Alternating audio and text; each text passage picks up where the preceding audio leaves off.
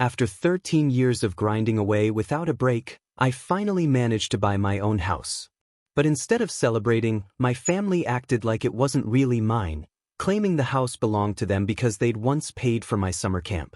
Then at Thanksgiving, my chair was nowhere to be found, yet my mom raised a toast to the only one who made us proud, while pointing right at my sister. I stood up, said, "Thanks for saying that," and started to walk away. Dad called after me, "Wait, tell them." So I did. And I left my judgment hanging right there on the table. 13 years. That's how long it took me to finally afford 4 walls and a roof I could truly call mine. Not some rental, not a stopgap. Every splinter in the hardwood floor, every brushstroke of paint on the walls, I earned it. So when I threw a small housewarming party, nothing fancy, just some takeout and a couple bottles of wine, I wasn't expecting a round of applause. But what happened next? I definitely wasn't ready for that. Amanda, my sister, plopped herself onto my new couch, legs folded under her like she owned the place already. "You know," she said with a smirk, sipping her wine, "technically, this house wouldn't even exist without us." I blinked. "What? Remember summer camp back in '05? We paid for that. Gave you that ride or whatever." My fork froze halfway to my mouth.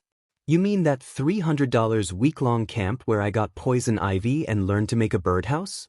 Dad laughed, but not the warm kind, the smug, dismissive kind. "That's called foundational investment, son. Everything builds on something," he said, sounding like he just dropped some profound wisdom. Mom nodded as if he'd just read from the Bible. "I paid for that myself," I said, "with my paper route money." "You got $10 from us," she said, waving her hand. "For snacks." "Well, we've always supported you in spirit," Mom added. That was the first bitter note in what I thought would be a celebration. But Thanksgiving? That was a full-blown opera. I walked in with a dish in my hand, green bean casserole, homemade because I still had some pride left, and found my usual seat at the table was gone. "Where's?" I started. "Oh, we had to rearrange things a bit," Mom said, avoiding eye contact. Amanda was already planted in my chair, grinning like the cat who swallowed the family turkey. Her new boyfriend sat beside her. And me? I got sent to the kids' table. A folding chair, a plastic plate, sitting next to my 12-year-old cousin who wiped his nose on his sleeve. Then came the toast. Mom raised her glass, standing next to the gravy boat. "To family," she began, "and to the only one who truly made us proud, Amanda." Every head turned. Every eye locked on her. I stood up slowly. "Thanks for saying that," I said, my voice calm. Dead calm. Then I turned to leave, my napkin still on the plate, my casserole untouched. "Wait," Dad said, his voice tight. "Tell them." I paused, hand gripping the back of my chair. "You sure?" He nodded once. So I did. I laid it all out and left my verdict right there on the table. You want to know what it took to buy that house? 13 years of missed birthdays, skipped vacations, and enough instant noodles to feed a small army. I worked every single day, sometimes pulling double shifts just to keep ahead of the bills. I'm a diesel mechanic, grease under my nails, cracked hands, back aching by 4 p.m. every day. No trust fund. No family handouts. Just grit and an old beat-up Ford that I kept barely alive until last year. Meanwhile, Amanda floated through life like a balloon with no string. She dropped out of college after 2 semesters, said it was too corporate.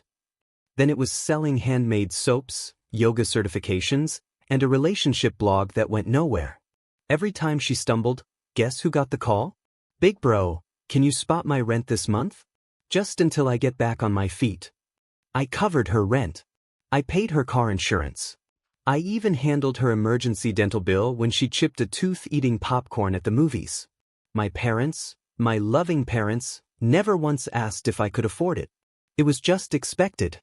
"You're doing so well," Mom would say, her voice dripping with fake sweetness, and Amanda's still finding herself. Funny how Amanda was always finding herself, while I was expected to hold everyone else together. And it wasn't just her. My dad called too. "Son, your mom and I are a bit strapped this month. Could you help with the mortgage?" "Just a little." Didn't you just refinance? I asked once. Well, Amanda needed to borrow some money, and things got tight. She's your sister.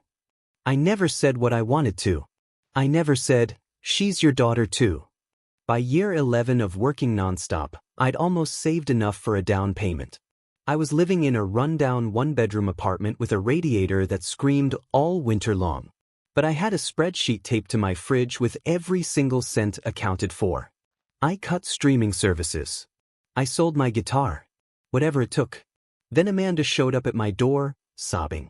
Her boyfriend had kicked her out. She was between phases, whatever that meant. I just need a few months, please. I'll sleep on the couch. I'll help with groceries. I let her in. What else could I do? Months stretched into 9. Groceries? Never touched. Eventually claimed my bed. Utilities? Doubled. One day I came home from work and found her using my laptop for some energy-healing Zoom session. She'd moved my tax files to a flash drive and lost it. I lost it too. Told her she had 2 weeks to figure something out. She cried. Mom called. Don't be cruel, she scolded. She's your sister. No one asked if I was okay. No one noticed I hadn't taken a day off in over a year. So when I finally got the keys to that house, my house, I didn't tell a soul. I packed my stuff and moved out over one weekend while Amanda was off on some retreat out in the desert.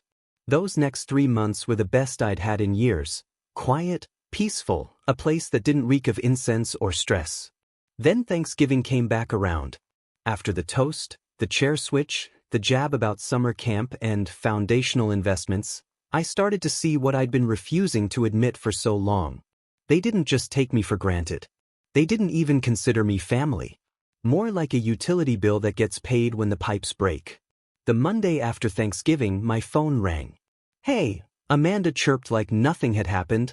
So, your house has that extra room, right? I didn't answer. She kept going. My lease is ending, and honestly, paying rent doesn't really fit with where I am spiritually right now. I feel like the universe is pushing me toward a reset. A reset? I repeated. Yeah, she said. I think living with you again could be healing, for both of us. And you kinda owe me anyway, remember? That summer camp gave you your first taste of independence.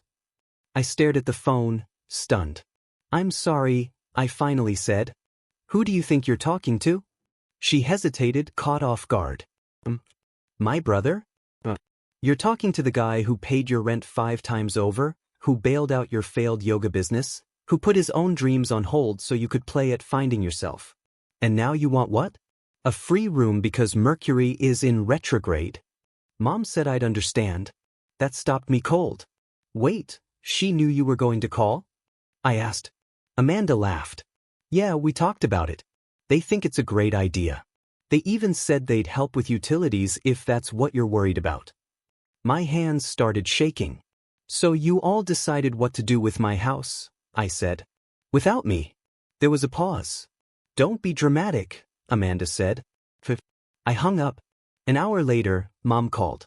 You know, it's really selfish to hoard all that space. Family is about sharing. No, I said flatly. Family is about respect. And you haven't shown me any. She sighed like I was being unreasonable. After everything we did for you. You mean the camp? The $10 snack donation? I shot back. Don't twist things. You twisted them first, I snapped. And you can all stay twisted. This house is mine. Legally. Emotionally. Completely. That's when she turned nasty. You'll regret isolating yourself. No. I'll rest easy in a space that's finally mine. 3 days later, they showed up at my door. No call. No warning. Just a knock, loud, fast, relentless, like the cops. I opened it to find Amanda, Mom, and Dad standing on my porch. Amanda crossed her arms like a prosecutor. Mom looked drained but determined. Dad stood behind her, jaw clenched in that familiar look of disappointment he wore like a badge. We need to talk, Amanda said, stepping inside before I could say a word. I stayed frozen. About what? I asked, voice cold.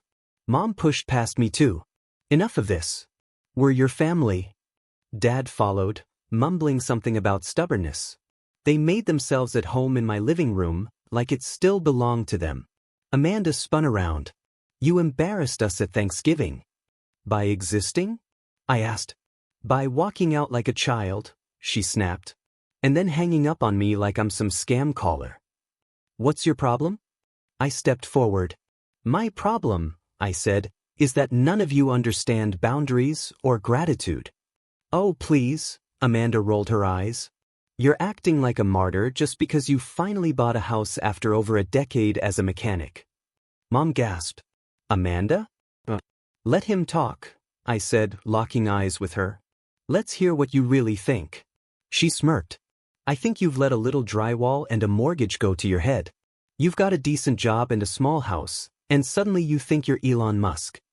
I didn't flinch. You know the difference between us? I worked. I sacrificed. You bounced between plans that never stuck. Amanda opened her mouth to reply, but I cut her off. And now you want this, my house, my space, because you burned through every chance you got. And you think it's owed to you. It is, she screamed, shocking even herself. We helped you. We gave you that first camp experience. Emotional support growing up. I laughed, a bitter, empty sound. Emotional support? I said.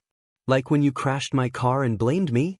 When Mom guilted me into skipping my college internship to help Dad repaint the garage. Dad finally spoke. Don't twist the past.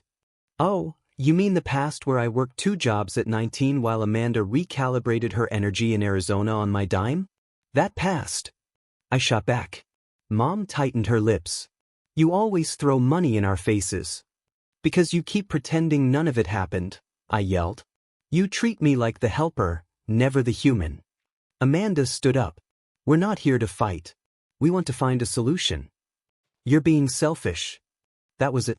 I walked to my bedroom, opened my desk drawer, and pulled out a thick file. I brought it back and dropped it on the coffee table with a thud. What's this? Dad asked, narrowing his eyes. Receipts, I said. Receipts for what? For every bill I've paid for this family since I was 23. Amanda's rent, your mortgage, that emergency plumbing repair that turned out to be a new hot tub. Amanda scoffed. You kept track. Oh, like you keep track of your so-called astrology clients? I shot back. Yeah, I kept track. Because I knew this day would come. I flipped through the folder. $8,000 for Amanda's credit cards. $1,400 for her car repairs. $7,500 for your property taxes, Mom. Want me to keep going? Mom was trembling now. You're being cruel. No, I said, calm but firm. I'm being clear. Amanda's face twisted. You're acting like some kind of saint, she spat. Saints sacrifice themselves. I've given enough. I'm done. You'll regret this, she hissed. One day, you'll want family around, and we won't be there. I smiled. Promise. That's when Dad stood up. You're going to cut us out? After everything? I'm not cutting you out, I said. I'm choosing myself. His voice dropped low, cold and sharp. You've changed. Yeah, I said, standing my ground. I finally learned how to say no. Amanda turned away, furious. So that's it? You're just going to let us struggle while you sit here in your little house with your precious silence? Yup. You think that makes you strong? No, I said. It makes me free. For a moment, the 3 of them stood there, people who'd always seen me as just a walking utility bill, realizing they had no leverage left. I walked to the front door and held it open. Out. Mom opened her mouth to argue, but I shook my head. No more guilt. No more manipulation. You came here to shame me. Instead, you exposed yourselves. Amanda stormed out first. You'll come crawling back, she spat. I'd rather live in silence than let you back in. Mom paused, looking truly heartbroken. This isn't you, sweetheart. It's always been me, I said. Dad was last. He gave me a look like I'd just thrown away the whole family. I gave it right back. Then I closed the door and locked it. The silence after the storm was unbelievable. For the first time in my life, I didn't feel that buzzing anxiety under my skin. No checking my phone every 10 minutes for a guilt-laced message. No waiting for the next family emergency. Just silence. In the soft hum of my fridge, I walked slowly through the house like it was sacred ground. My home. Still whole. Still mine. Their words echoed in my mind, but they sounded far away now, faded, like background noise. You'll regret this. You've changed. You'll end up alone. Better than wasting my life serving people who only showed up when they needed something. That night, I stretched both arms out wide across my bed for the first time in years. I didn't wake up in a panic. Didn't dread the next demand or accusation. I just existed. And for once, that was enough. By the end of the week, I'd blocked Amanda's number. Put my parents' contacts on silent. Not deleted. Just muted. Like the white noise they'd become. And let me tell you something wild. Life went on. I started fixing up the guest room, not for guests, but for tools, projects, stuff I actually cared about. I turned that third bedroom into a reading nook. Just a recliner, a lamp, and shelves full of books I'd never had time to open while supporting everyone else. I got into cycling. Bought a decent second-hand road bike. Every Saturday, I'd ride out at sunrise. No destination, just movement. Freedom. I'd pass parks, lakes, noisy neighborhoods, and smile the whole way, like I'd been paroled from a sentence I didn't even realize I was serving. And my bank account? For the first time in years, it started growing instead of shrinking. Turns out when you stop subsidizing failed Etsy shops and psychic coaching scams, your money actually lasts. I finally scheduled that dental surgery I'd been putting off for 3 years, and paid cash. No stress. Then the calls started. First, Amanda's boyfriend. I didn't even know she had a new one. Hey man, I don't want to be weird, but Amanda's going through a lot right now. Maybe you could just talk to her? Voicemails. Sweetheart, it's your mother. I just want you to know I miss you. Things got heated, but we're still your family. Then a text. Amanda's staying with us again. It's tight. Just thought you should know. I didn't respond. Not once. And that's when things got desperate. Dad showed up. I heard the knock one Saturday morning while drinking coffee in my backyard. Sunlight on my face. My dog snoring beside me. Yeah, I got a dog. Rescue mutt named Grover. Best decision I ever made. I didn't answer right away. I let him knock. When I finally opened the door, Dad was standing there in his old leather jacket. Eyes sunken. Pride nowhere to be found. I just want to talk, he said. I crossed my arms. Talk like last time? Or are you going to tell me I owe Amanda child support for a summer camp again? He flinched. She's not doing well. She never was. You just refused to see it. He sighed, running a hand down his face. You've made your point. No, I said. I live my point. For 13 years. I know we took you for granted. No, I snapped. Used me. Don't sugarcoat it. He looked away. I came to say you were right. About all of it. We treated you like a fallback plan.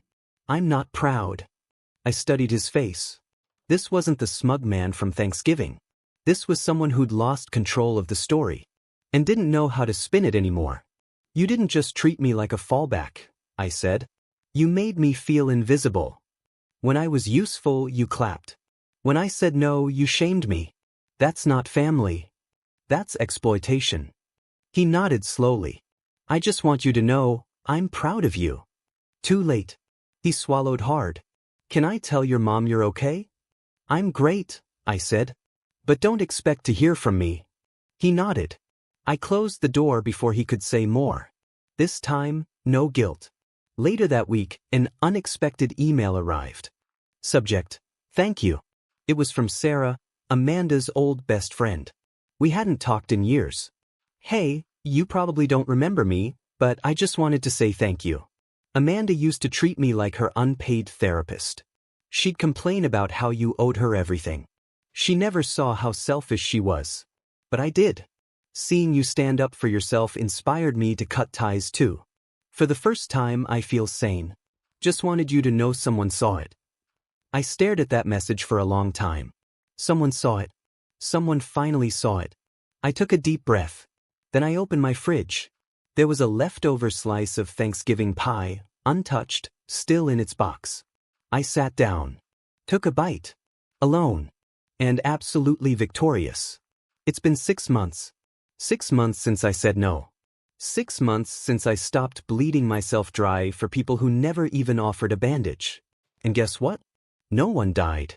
Amanda didn't collapse because she wasn't getting free rent. My parents didn't implode without their monthly bailout. The family tree didn't fall apart just because one branch finally stopped bending. But me? I came back to life. There's something powerful, terrifyingly powerful, about realizing you don't owe anyone your peace. That love without respect is just a leash. That family without boundaries is nothing but a cage with a polite sign on it. Every morning now starts the same way. Grover curled up by my side. And silence. Not the kind that aches, but the kind that sings. A silence filled with my choices, my time, and my furniture exactly where I want it. I work less, or more, because I'm no longer bailing out people who confuse love with entitlement. Sometimes I think back to that Thanksgiving moment. That chair. That toast. To the only one who made us proud. Mom said that while pointing at Amanda. But here's the truth they don't say out loud. The only one who should have been proud was me. I didn't just buy a house. I built a life. Brick by brick. Cut by calloused cut. While they chased excuses, I chased stability. While they toasted golden children, I held up crumbling walls with bloody hands and no applause. And I'm done apologizing for surviving the mess they caused. My therapist? Yeah, I started therapy. Turns out healing isn't a solo sport. Once she asked me what I thought love looked like. I told her it looks like a locked door with me on the inside, and peace curled up next to my dog on the couch. She smiled. So did I.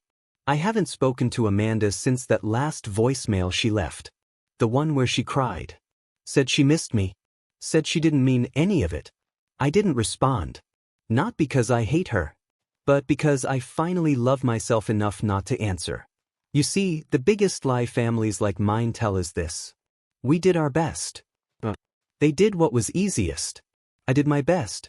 I gave, and gave, and gave, until there was nothing left to scrape off the bone. And when I stopped giving, they called me cruel. So here's my answer now, carved in stone. I'm not cruel. I'm clean. And if that makes me the villain in their story, so be it. Because in mine, I'm the one who walked out of the fire, and I'm never going back.